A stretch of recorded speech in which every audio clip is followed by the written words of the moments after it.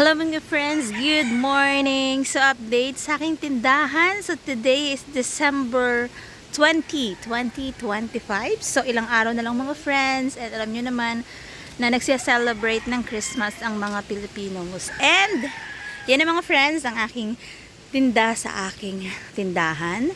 So meron na tayong mga prutas dito, orange, grapes, apple, at may paparating ako ngayon mga friends na pera. I think tomorrow, pera sa apple uli. Syempre meron tayong mga fresh Japanese ramen. Onion white, meron tayong mga, kompleto na yung ating mga panglahok dyan. Pero yung mga gulay ko, may paparating din ako mga friends na gulay.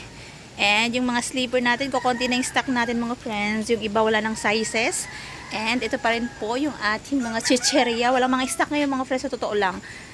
At ang ating chiller, kompleto pa naman yan. Pero wala kasi ngayong kuryente. And ito ang aking gusto i-share sa inyo mga friends. Kung sino man ang mga gusto nang mamili ng mga panghanda para sa Christmas. So, meron pa rin tayong natitirang mga gift wrapper dito.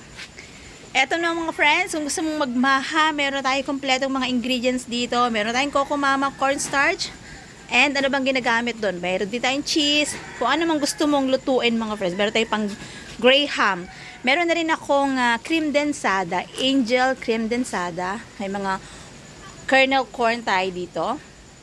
Whole kernel corn at saka may mga gatas. Spaghetti tayo na with sauce.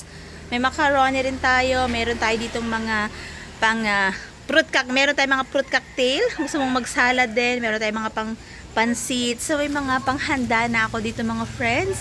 Ng mga, kung sino man ang mga gusto nang mamili ng mga panghanda. So, kompleto na tayo mga friends. Hindi pa naman kasi totally kompleto. Pero meron na ako ditong mga panghanda. And bumibili pa rin ako mga friends ng mga kulang pa. So, yan ang aking update ngayon dito sa akin. Siyempre mga friends, ang aking frozen, merong laman yan. Kompleto yan.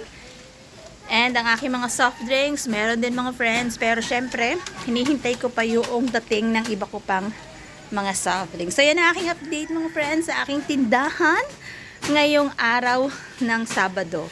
December 20, 2025. Good morning everyone!